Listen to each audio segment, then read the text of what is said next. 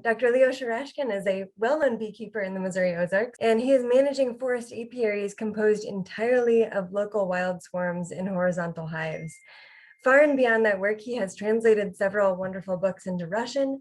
He has edited a number of important beekeeping books that you can find and purchase on his website, horizontalhive.com. And he contributes journal articles regularly to American Bee Journal, Bee Culture, and many others. Leo has a master's in natural resources from Indiana University and completed his PhD here at MU with the Center for Agroforestry.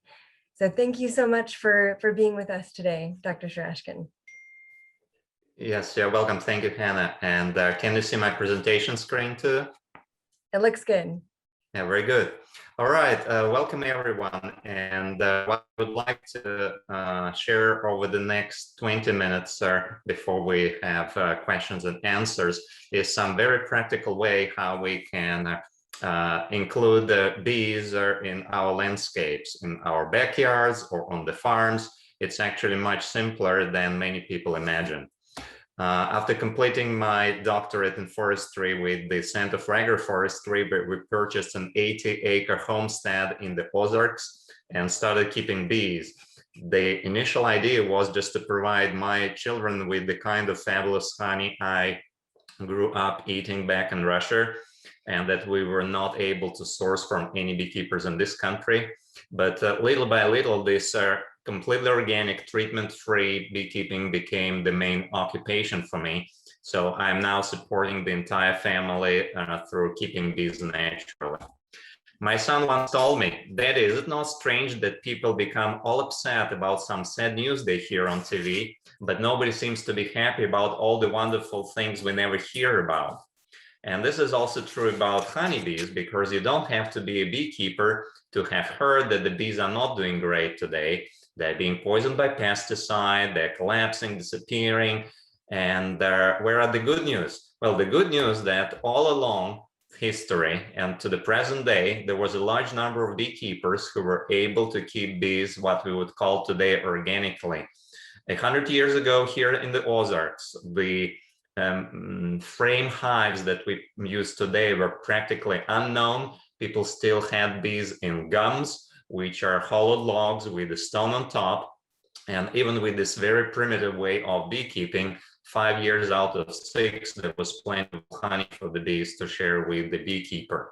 Today, people say it is no longer possible because of the disease and parasites that we have today that beekeepers didn't have to be concerned 100 years ago.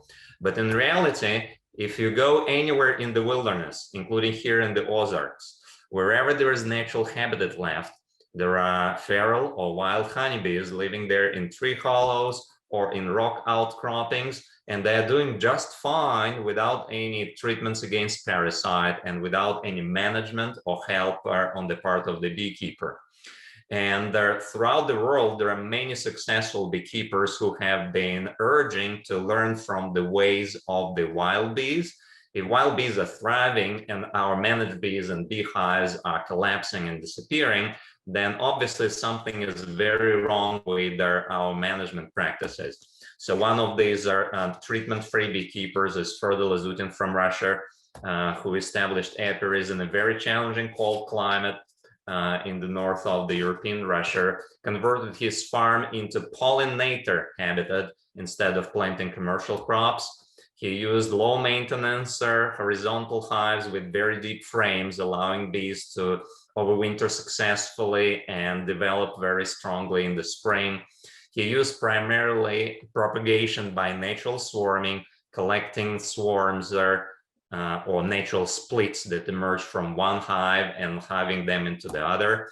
And he emphasized the importance of providing good habitat to the bees and planted at least 1 acre of wildflowers for each colony, in addition to the natural sources that were available in his area. And when I visited his farm in 2010, he said the only problem was really not honeybee health, but marketing and being able to sell all of this wonderful honey that the bees produce. He's the author of the book Keeping Bees with a Smile. And another great resource on natural beekeeping is Keeping Bees in Horizontal Hives by the French beekeeper Georges de Layens. So let's look at the two very basic ingredients to successful beekeeping without use of chemicals. Georges de Layens was saying you need to have a hive model that is well matched to your location. You need to populate it with local bees, and then the results will speak for themselves.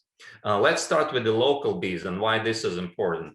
Well, if you want to plant an orchard and you live in Michigan, you will probably want to get your seedlings from a local nursery rather than from a nursery located in Florida. It is just plain obvious that local plants, local animals, local insects will be much better adapted to local conditions than the ones that were raised there in a completely different climate.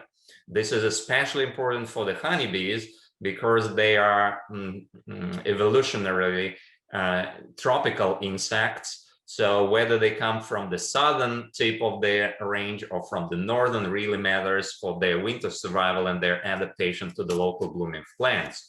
But today, most of the bees sold in America is just the southern Italian strain that comes from the Mediterranean region in Italy, and that is wonderfully suited for subtropical climates, but it will have big problems with survival in climates where there is winter. It will also require treatments because it has very little disease resistance, and will require sugar feedings too. So if you go to and buy bees from a local beekeeper, they're not necessarily local honeybees. They're probably the same Italian genetics that this beekeeper got from elsewhere in the previous years. But the good news is that the source of our local genetics and local population of the bees doesn't even require you to purchase any hives.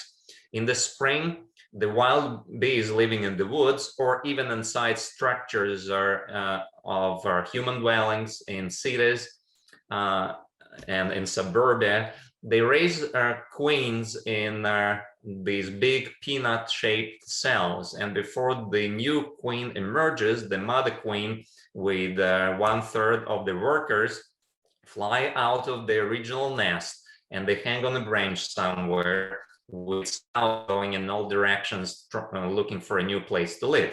This is called a swarm. This is how bees procreate and how they multiply, creating 2 colonies instead of 1. Again, there is a new queen in the original nest, and the mother queen leaves with half the bees to establish a new nest.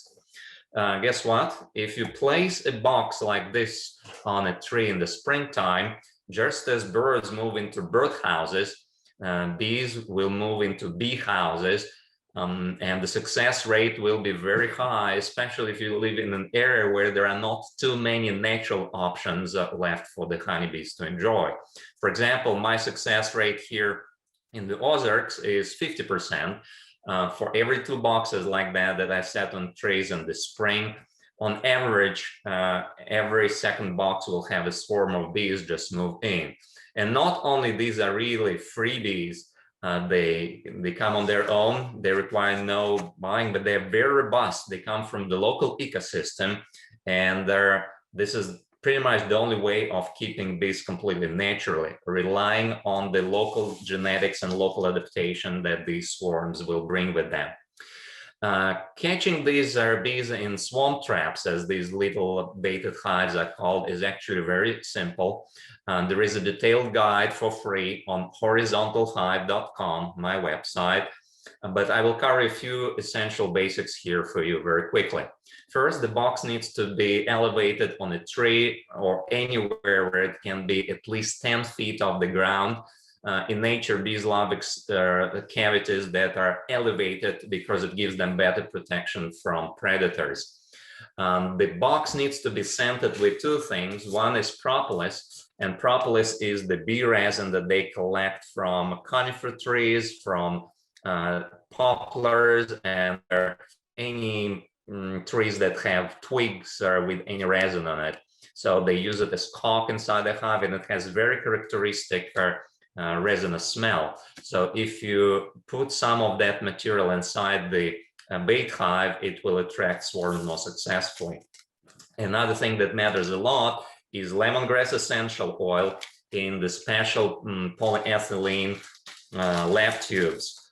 The lemongrass oil happens to have chemical composition that mimics the bees' attractant pheromone, and the slow release tubes like this one allow the diffusion of this smell at the concentration that bees prefer. It was shown by research that adding some of this lemongrass oil in slow release tubes increases the occupation of these baited hives tremendously. The box needs to be of the right size. Bees avoid very large cavities because these are very difficult to heat and protect in the winter. And they do not like very small cavities either, because then they do not have room for expansion and for storing reserves for the winter. It was established by researchers that something between 10 and 15 gallons, like this box in the picture, is what bees prefer. HorizontalHive.com has free plans for building your equipment that will be of the right volume that the bees are attracted to. The trees that attract the bees are the ones mostly on the edge of vegetation. It's easy for the bees to find them, and because they prefer flying through open spaces rather than through the thickness of the vegetation. So anything along the highways, along power line clearings, on the edge of the woods will work much better than a tree hidden in the middle of the woods surrounded by thousands of other trees like that. So you said it early in the spring. Here in the Ozarks, it would be mid-April. Farther south, it would be earlier. Farther north, it would be later. And bees just come. I was reading Alice Through the Looking Glass to my children, and I saw that even in the 19th century in children's books, there is mention of catching bees in boxes set on trees. You can go and find it yourself, not only in the Winnie the Pooh book, but in Alice Through the Looking Glass, chapter 9. But bees were so inexpensive to buy and relatively healthy throughout much of the 20th century that this practice of self-reliance and attracting local swarms gradually faded away, until now people start realizing that local adaptation of bees really matters, and that catching local free swarms is the easiest and more reliable way of getting this wonderful local genetics. So you'll be checking that box once in a while, every 2 weeks or so, and when you see bees coming and going consistently, the swarm has probably moved in.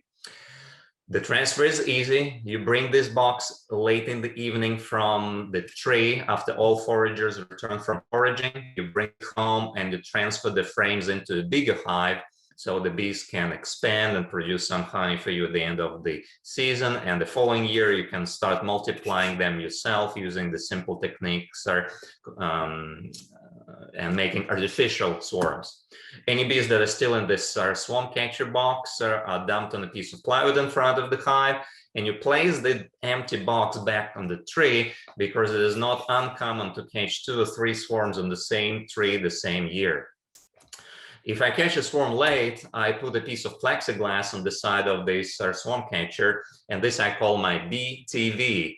And I've been watching this programming for years and years, and then what I see is the bees will transform it into their little wonderful kingdom, and I do not treat, do not use anything to combat disease or parasites that they have.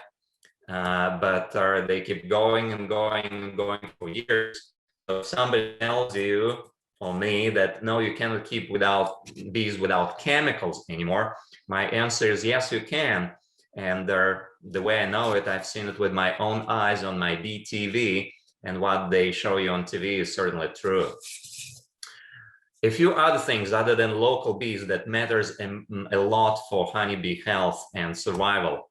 Spacing. Today, we usually put our hives very close together because it is convenient for the beekeeper to manage, but being close to one another really facilitates the spread of disease. We see it with plants and with animals in confined animal operations. The same applies to the bees. Drifting of bees from one hive to the other spreads disease from one hive to the other. So if you can spread your hives as much as practical, 100 feet if you can do it, even 20 feet, paint the hives different colors or put designs on the hives. This is from my apiary. It doesn't have to be fancy like that, but some kind of visual cue that distinguishes one hive from the other really helps bees navigate back to their home, and limiting the drift of bees from one hive to the other limits the transfer of disease. There was research showing that when bees live in boxes that are widely spread and they're visually not identical, it really contributes to their health. Another very important consideration is that in nature, bees live in relatively small cavities, just 10 gallons. And this allows them to swarm out of the room, and they cast a swarm once the cavity becomes overpopulated.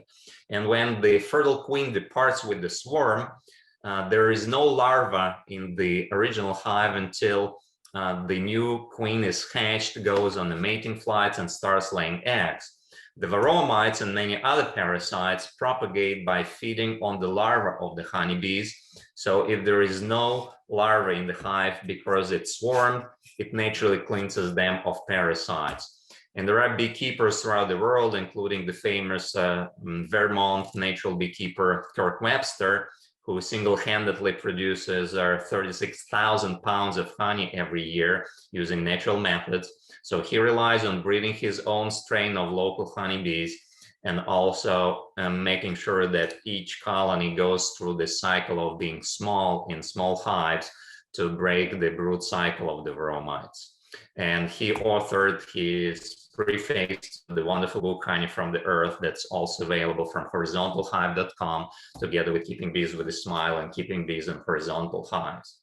You can do natural beekeeping in any hive model of your choice.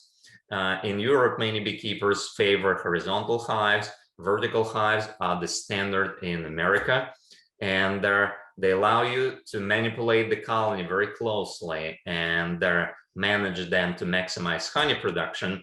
But that's a lot of labor, and it also requires a lot of skill, also causing bees quite a bit of disturbance in the process. I'm using horizontal hives where frames are added horizontally in the big box. They do not require putting additional boxes on top, and this minimizes the number of visits and the disturbance to the bees once you open the hive. The horizontal hives can even be managed with just a couple of visits per year. They're set up to self-regulate, and 100 years ago, many apiaries in Europe looked like this. To the present day, many beekeepers in Eastern Europe, Russia, Spain use millions of these horizontal hives, and this is what I'm using too here in the Ozarks very successfully. So just for the sake of experiment, I would put a swarm into a hive like that and not touch them for a full year. After a full year, you open it and you see that the bees are thriving. They build their own comb, they store honey, they have brood and pollen and nectar and lots of bees. And it showed me through my own experiences of keeping bees here in the Ozarks, then as long as you work with local honeybees and give them good habitat and a good beehive that minimizes disturbance, they really pay you back in spades, and they have very low mortality rates, and beekeeping becomes a pleasure rather than a chore. One thing I like about horizontal hives too, other than avoiding heavy lifting of these boxes and conventional vertical hives, is that because there are no additional boxes for the bees to go into, going up, you don't need to leave cracks between the top bars of the frame. So the top bars of these frames touch, and the bees are building comb underneath. So you can add frames on the side, or you can remove frames with honey without disturbing the colony or even seeing a single bee. Here is how it works, removing honey frames at the end of the year for the honey harvest. In the upper portion in the picture, this is the brood nest where the bees prepare for the winter. I don't even have to open it up or touch that portion of the hive. I just pull a few frames from the part of the hive that's away from the entrance, and this is where they store surplus honey that they won't be able to use during the winter, and which is yours to keep. In addition to honey, I also produce propolis. This is very good screen that has perforations, and bees have the natural instinct of filling these perforations with propolis, which is a very helpful and valuable product, a byproduct of natural beekeeping too. With this kind of the hive that requires little intervention, you disturb the colony so little that they have very little defensive response. And they're normally, even though I do bring protective gear with me to the bee yard, I don't need it most of the time. This picture is not just for show. It is our actual honey harvest from our hives. And my daughter Lada, who turned 20 earlier this year, has been growing up with her father as a beekeeper and never got stung once in her entire life. One more benefit of horizontal hives, you can insulate them well. It's a stationary box that doesn't move anywhere. So when you're building it, you can put ample insulation. My preferred one is natural wool in the ceiling and in the walls. And it protects the bees from the extreme of temperatures, not only during the winter, but during the summer. This picture was taken when there was 100 degrees in my bee yard here in the Ozarks. And this insulated hive was functioning normally. Bees were just coming and going and continuing to forage. Another hive in the same temperature, just a few feet from this one, was severely overheating because it was built out of thin wood, 3/4 inch, as standard hives are constructed without additional insulation. So now all of the hives I'm building, and there are free plans on horizontalhive.com, are either built of very thicker wood, 1.5 inch, this is 2x lumber, or double wall with insulation between the walls. The kind of the hive I prefer is called the Layens hive, first invented in Europe. It mimics the structure of a tree nest of the honeybee. It's narrow and deep, allowing bees to create the same setup as they would have in a tree in the woods. There is honey on top and the cluster of bees, and under the honey for the winter, they will be moving up, consuming honey, and their own animal heat allows them to preheat honey as they go up. It's a better arrangement than having squat, long frames where honey ends up to the side of the bees rather than above them. And then at the end of the year, the time comes to extract honey, package honey, and sell it. And you would think that we have a sweet life here in the Ozarks, running with the wild bees, climbing into trees, puffing dandelions, and raising our family. And yes, it is keeping bees with a smile. But I discovered that I faced the same challenge describing honey from the earth as beekeepers face around the world, including even the honey hunters in Nepal and India. And this challenge for me is the same as for them there, and this is the loss of habitat. The amount of logging happening around us here in the Ozarks is staggering. It's not done properly. The forest is basically destroyed in the process of very poor logging practices. And their bees can only thrive when you work with the local bees, give them a good hive, but also maintain the diversity of habitat that they require for staying healthy. So over the years, we've been increasing our farm to provide and secure and save the habitat for the bees. So I'm happy to report that over the years, we've gradually been able to increase our homestead to 750 acres. And our bees are happy because we protect this land from logging or development and keep it in wilderness vegetation that so generously provides for the bees and us here in the Ozarks. If you would like to learn more, go to horizontalhive.com. You can read the books that I mentioned. I also teach beekeeping classes at my farm. The next class coming up is June 19th and 20th. It's a full 2-day program, and it will show you the practical ways how you can keep bees naturally, either here in the Ozarks or anywhere, because the biology of the honeybee stays the same. Check out the books on horizontalhive.com. There are free plans for building your own beekeeping equipment, including the swarm catchers. It's not too late to catch a swarm even this spring. And if you want to buy equipment, it's also available on horizontalhive.com. Thank you for your attention, and we have 6 more minutes for questions. Thank you, Leo. That was wonderful. And again, yeah, feel free to add questions in the chat, or you can unmute yourself and jump in that way. While we're waiting for questions, I'm curious, Leo, I've heard that honeybees are sometimes maybe competing with all the native bees for habitat. Do you have insights on that about how to support native bees and honeybees, or any ideas on that? I think that in a big commercial operation, it could be true. If you just bring an attracted trailer load of beehives and put them in a natural area, you could really flood the area with honeybees. But the thing is that if you depend on honeybees for livelihood and you use them as a way of providing livelihood to family living in a natural area, instead of logging or converting land to grazing or other agricultural uses, then actually by managing the habitat for the honeybees, you also preserve all the wilderness that the other pollinators require for thriving.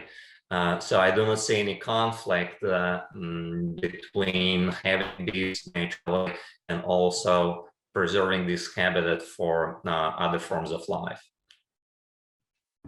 Thank you. There is a question here. Is a late summer harvest of a frame or two reasonable? Give it to me one more time, please. Is a late summer harvest of a frame or two acceptable or reasonable? Oh yeah, absolutely. In horizontal hives, I harvest late in the season, and this way I know all the honey that they collected is there, and I can clearly see how much they need in the winter and how much is my surplus. But realistically, with the strong early swarm that I catch here in the Ozarks, they will give you at least 3 full big frames of honey, about 20 pounds of honey per colony in their first year.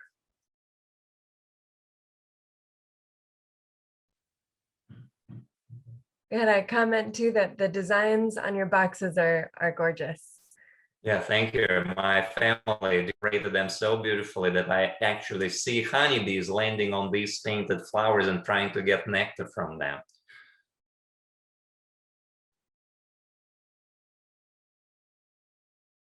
Someone asked, who does your art? You said your family. Yeah, my daughter, Lada, and my wife, Irina. And we have 2 of the designs that you saw on horizontalhive.com. They're even available as prints. So you can order one and put it on the front wall of your hive for ready to go.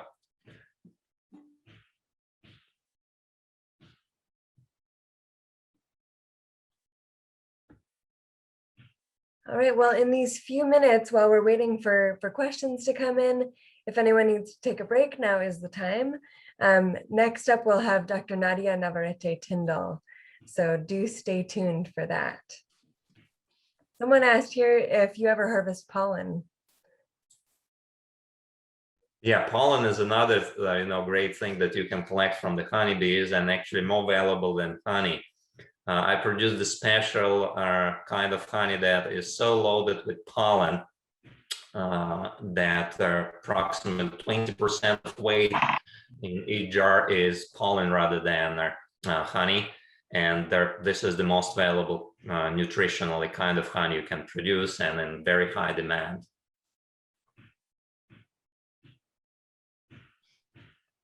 Are you able to separate the pollen too?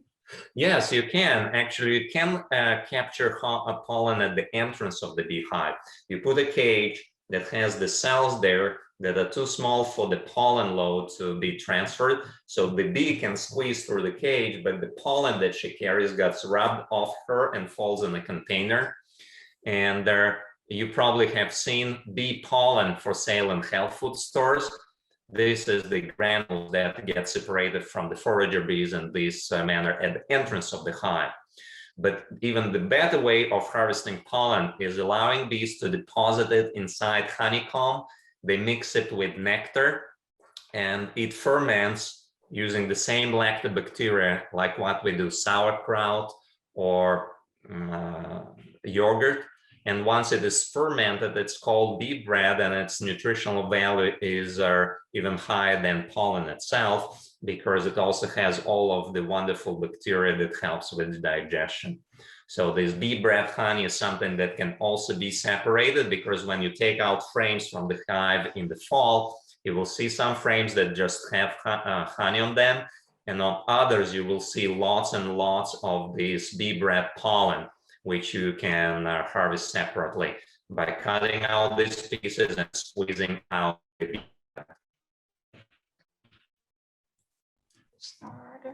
Fabulous. All right. Well, it is 10:30. Thank you again so much, Dr. Leo Shurashkin.